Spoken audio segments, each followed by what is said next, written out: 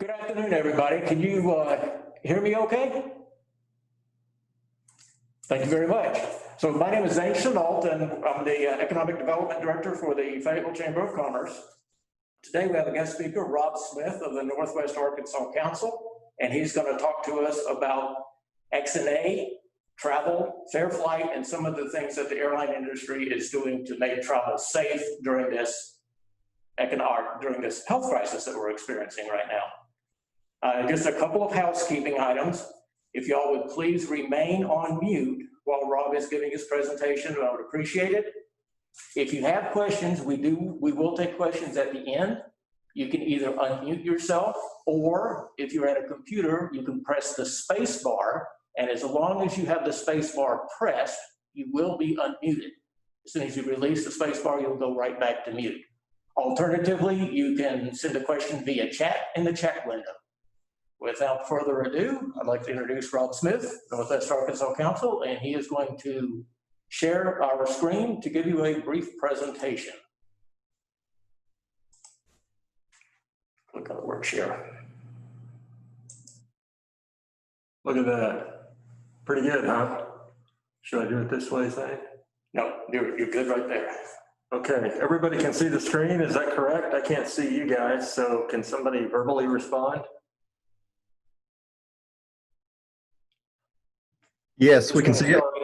I'm not hearing from anybody, so I see. My name is Rob Smith. I work at the Northwest Arkansas Council. I'm gonna wear a mask throughout this presentation. I haven't done that yet, so that'll be a new experience. I've done one of these from home. This is just the second time I've actually given this presentation. Andrew, who's on the call, works at XNA. He's the business development guy at XNA. We talk way too much, probably almost daily these days, talking about COVID-19, airlines, airline response, what's happening at XNA at this time. We talk a lot about the number of passengers and how it's gradually coming back, et cetera. As part of my presentation, I'm going to talk about where all the passengers go. So it's gotten better, but it's far from normal. I'm going to talk about what the airlines have done in response to COVID-19, and I'm going to talk about what XNA has done in response to COVID-19. Hey, Zane. Zane left the room, and I'm not quite sure how to forward this.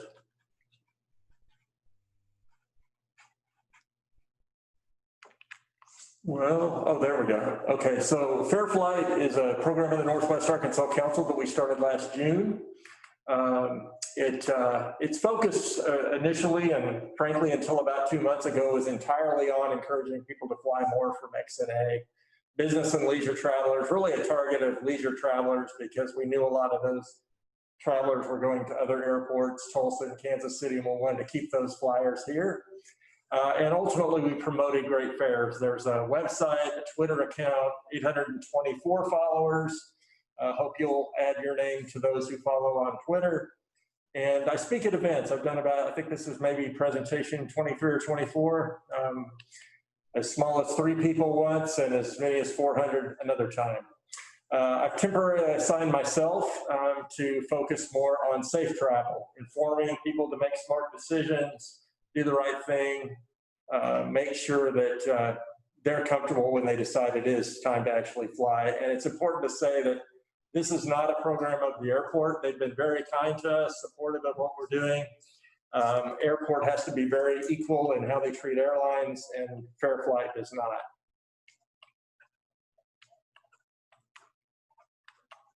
Hey, Zane, this is not really forwarding very well. There we go. Oh, it moved. It's a little lethargic, you guys. I hope you'll stay with me here. So XNA had a great 2019. That's worth saying. Frontiers Edition flights to Denver were really good.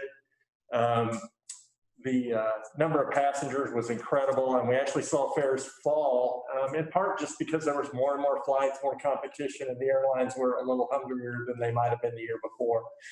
2020 has been terrible, as you might imagine. Travel just got crushed about the 15th of March.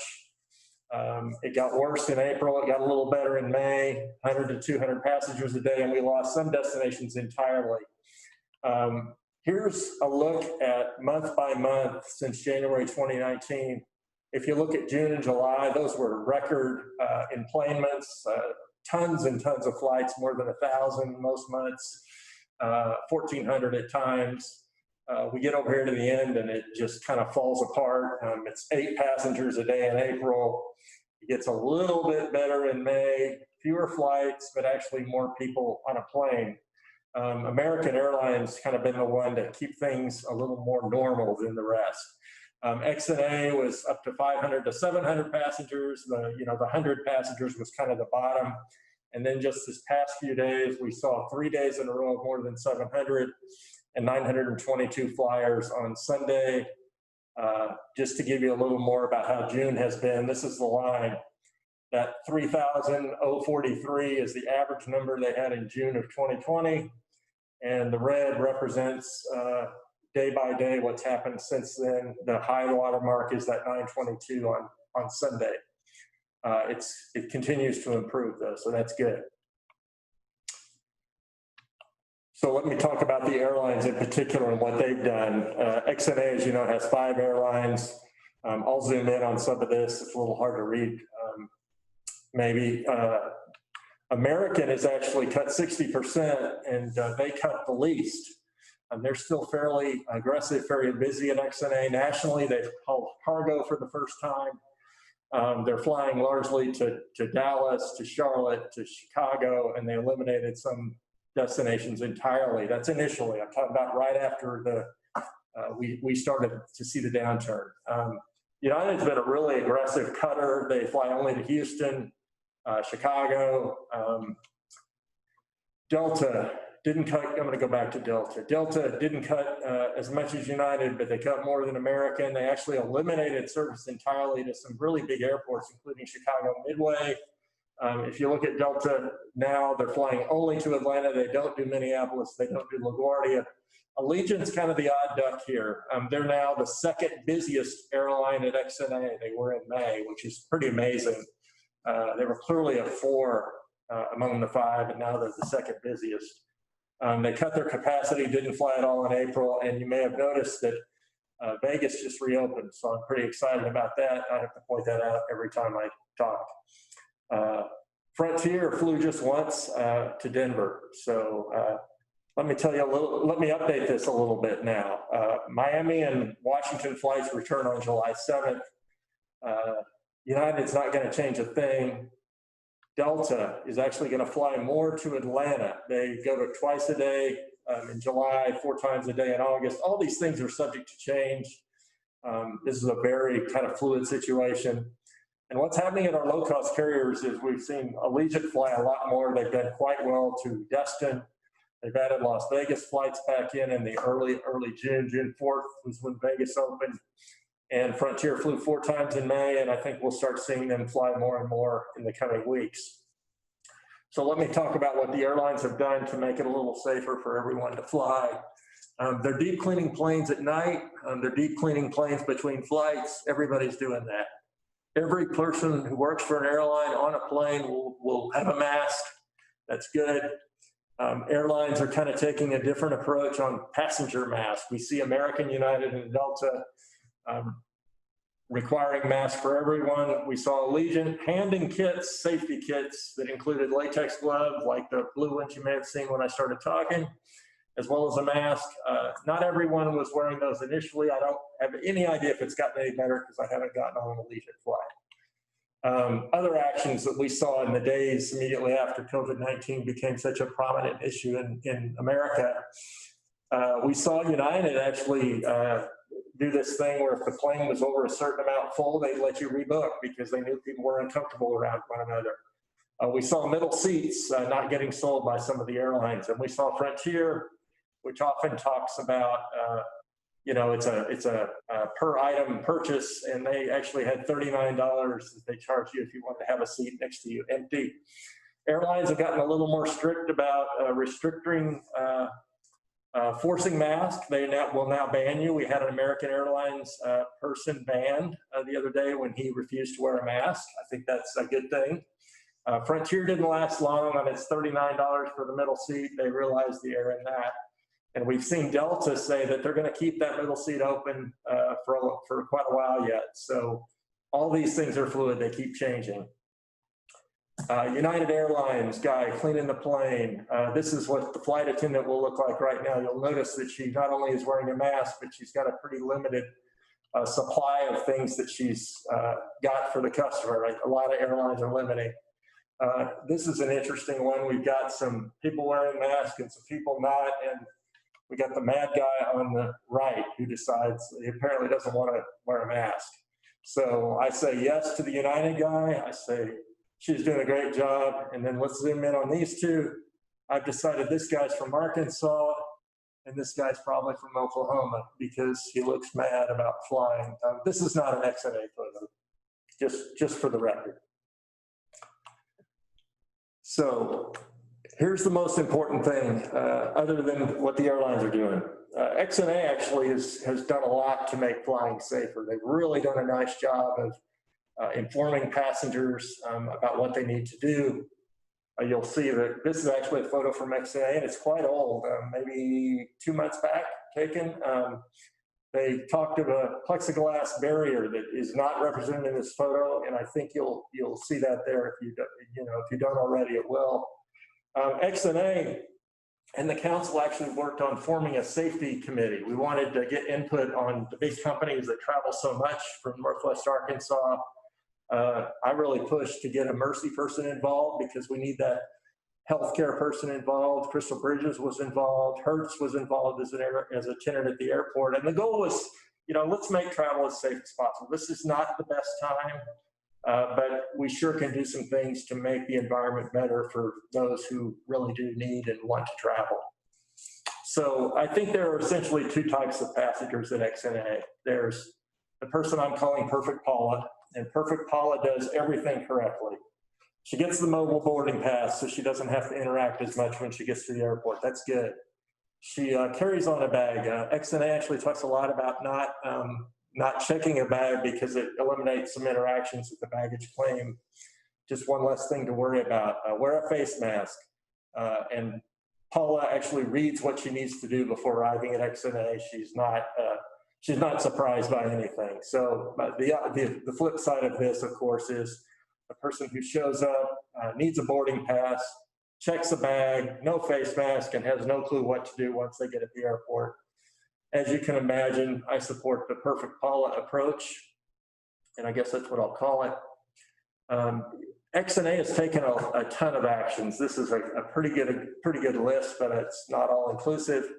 They're limiting who can come into the airport. If you have an elderly parent who's needs some help getting in and out of the airport terminal, that's fine.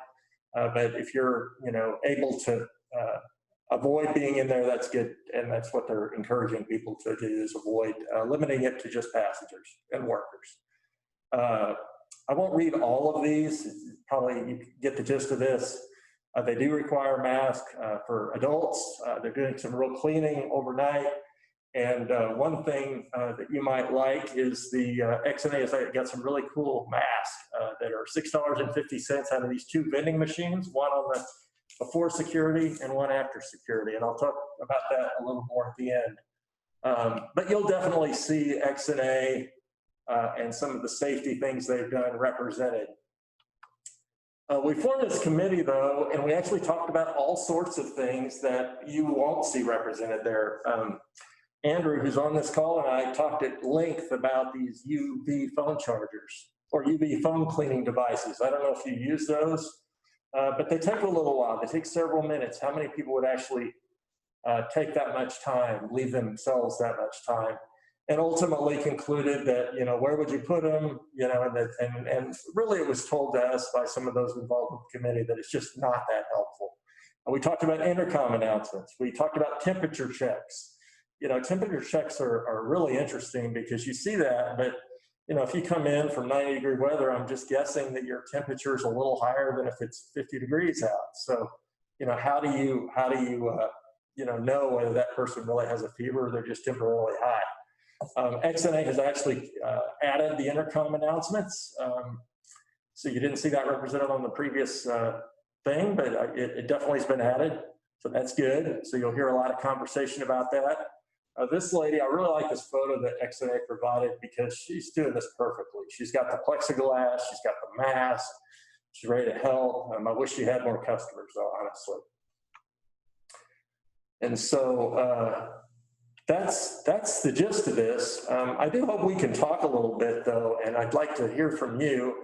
I do have a few things I want to ask of you. The first thing is, of course, wear a mask. It's not that hard. We hear a lot about it. I see city councils all over the country are in an uproar about all sorts of things.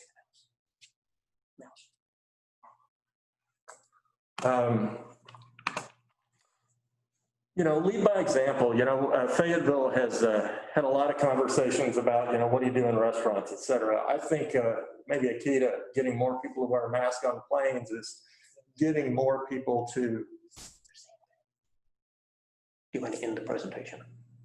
No, I'm still talking. Lead by example. You wearing a mask makes it a little easier for the person next to you, in my opinion.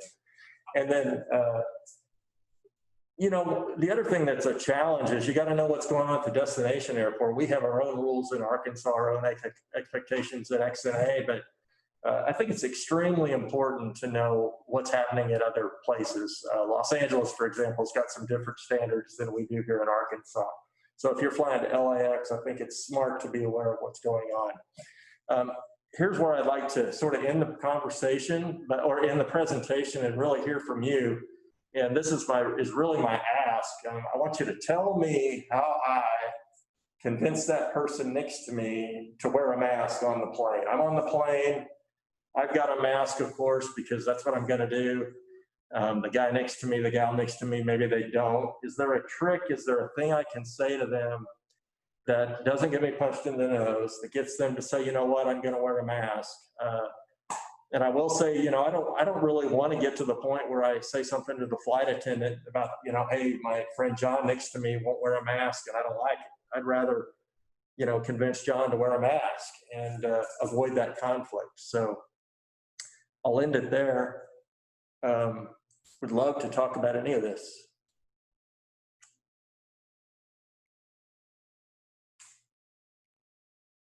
Again, everybody, if you have a question, you have a couple of options. Either you can unmute yourself, or if you're on a computer with a microphone, press the space bar and you will be unmuted as long as the space bar is pressed, or open up the chat and send your question via chat.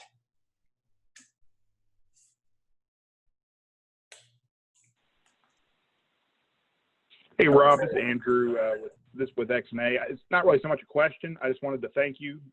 You and the council have been super, super helpful as we've been working through all these challenges. Appreciate you highlighting the safety work group that you were on. And hopefully there'll be some good questions. I'm listening. If Rob can't answer it, I would. But honestly, if I don't know the answer, Rob probably does. So thanks again. Yeah, Andrew is newer than I am. He's worked with for XNA a little more than a year.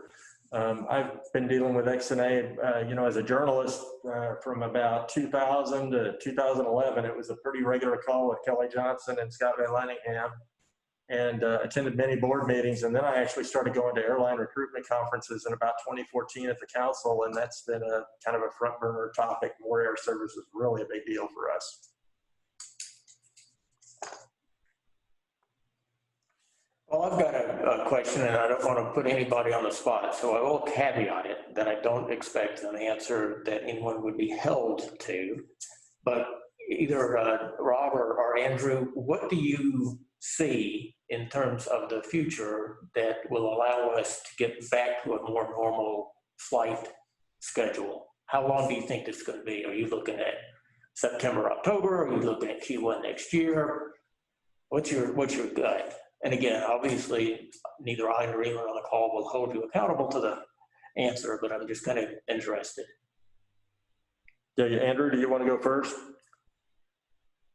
Yeah, So, I would say that the only thing we are really certain about is there's a lot of uncertainty and so many variables out there that are outside of our control. They're learning daily about the virus, about how it's, spread, about what activities are higher risk, lower risk, how you can mitigate those risks. I really don't know when we'll be back to normal. It seems to be spiking and getting worse right now in many parts of the country. Things like masks reduce your risk by a good 50%, I think is kind of the consensus if you look at all the different literature out there. I don't know. I don't know if the magic bullet is a vaccine or if eventually it's just run its course. I really don't know, but I would imagine as long as we are living with coronavirus and it's a risk to people, it's going to impact travel, especially air travel. And we'll just have to keep making the best of it and trying to safeguard and educate the public. That's all we can do. Yeah, I would add to that. I would say that XNA has been spoiled over the last, frankly, since a few months before Andrew arrived. They were at roughly 800,000 passengers in 2018, a little less than that, I think. And then they were immediately, and a year later, they're at 922. Can you imagine that kind of stock market growth for your 401k? That's whatever percentage, 14% growth every year. That's not normal.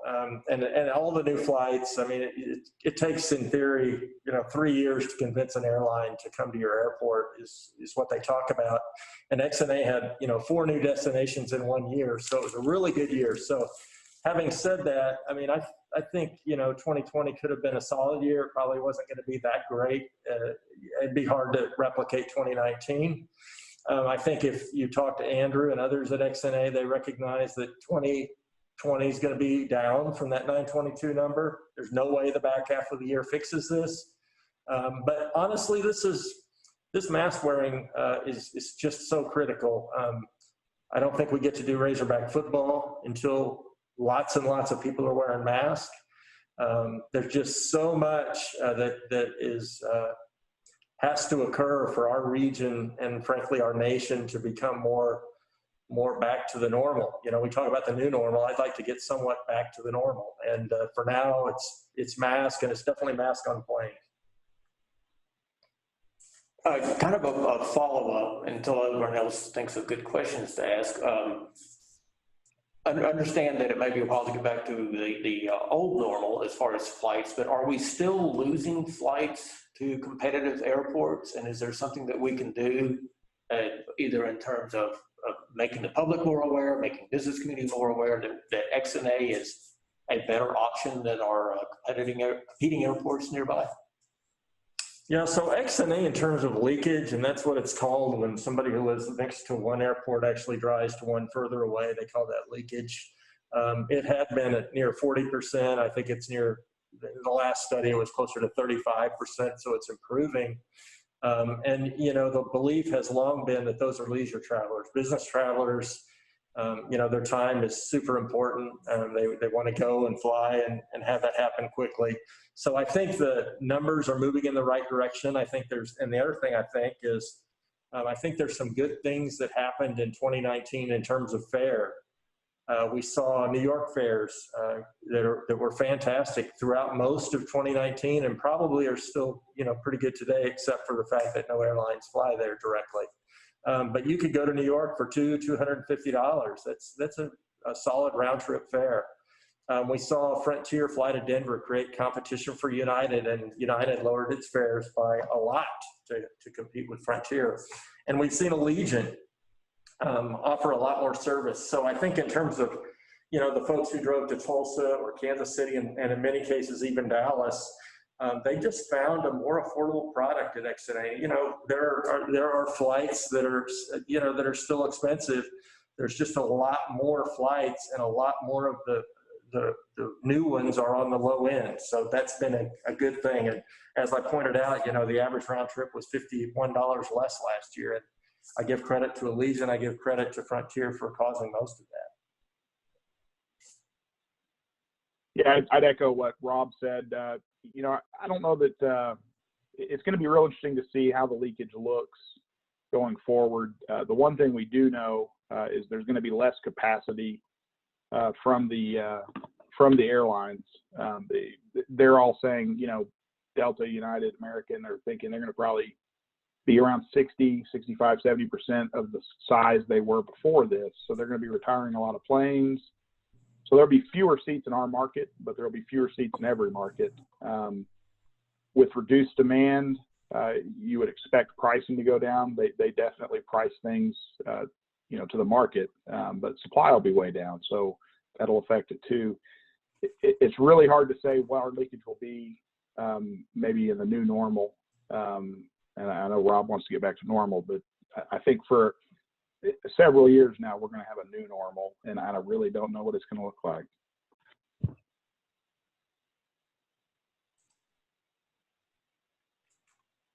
All right, well, I don't have any more questions, but we'd love to get some questions from the audience. Rob brought a couple of masks from XNA. I'm actually wearing one. It's very comfortable. It's very breathable, but it does feel like it gives you a pretty good amount of protection, and it's got a pretty cool logo on it. So we've got two And made in masks. Little Rock. Oh, good. Made in Arkansas. Yeah. Made in Arkansas. Hey, can I decide how this you're giving away? Absolutely. Okay, so the first one, does anyone not have a cloth mask on this call? Okay, that's great. Glad to hear it. I'm glad you're wearing it right now like me. Next question is, who has the most? Does anybody have as many as 5? Is there a way to figure that out? Does anybody have 5 cloth masks? I easily have 20, Rob. I'm going to just not be competing in this one. Okay, well, my goal was to find out who had the most and let them decide who could get, who on the call gets the mask other than themselves, because they've got too many. I guess we're just going to have to let Jane pick. All right, we'll get, if it doesn't appear that anybody has any questions, again, there's a couple of options. You can either unmute yourself, press the space bar, or type in the chat. And if you are unfamiliar with Zoom, the chat function is at the bottom of your screen. So, who here is the furthest away? If no one speaks up, I believe that's going to be Kelsey. I'm in Rogers. That's right, we moved. I was thinking Yes. You may want to move back to Little Rock to get this mask. Actually, you know what? Thanks for joining with a profile picture, so you get one. Sweet. Thanks, guys. I'll just pick a number. Dean Redford. Hey, I'll provide extra masks for anybody who asks Rob a question. Wow, how about that? All you have to do is ask a question, and you get a free XNA mask.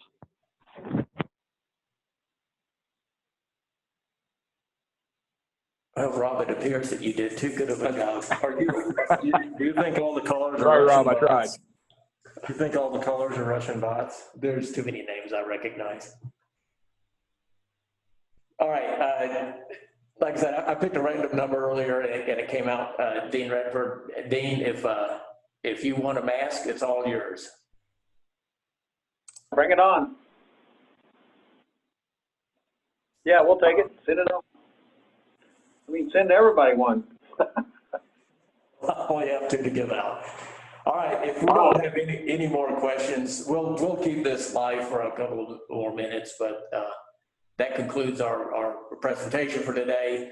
Rob, thank you very much for speaking to us, and thanks everybody for joining. We really do appreciate it. This has been recorded, and we will get it on our YouTube. So if you want to go back and review some of the information that Rob gave us, it'll be available on the Chamber's YouTube channel shortly. Thank you very much. Thank you all. Bye. Thank you. Thanks, guys.